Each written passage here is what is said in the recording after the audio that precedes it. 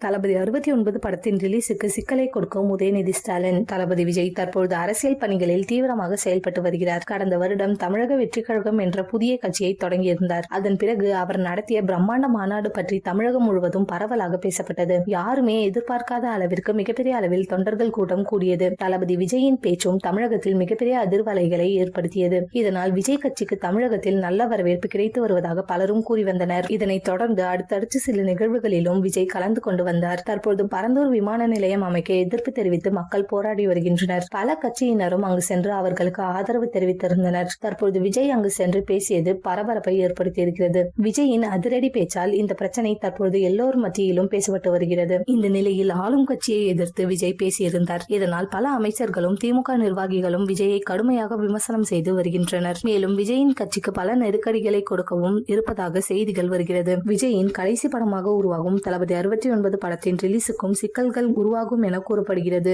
உதயநிதி ஸ்டாலின் விஜய்க்கு எதிராக விரைவில் பேசுவார் என எதிர்பார்க்கப்படுகிறது. 2026 ஆண்டு சட்டமன்ற தேர்தலில் விஜய் மற்றும் உதயநிதிக்கு பலத்த போட்டி இருக்கும் எனவும் கூறப்படுகிறது.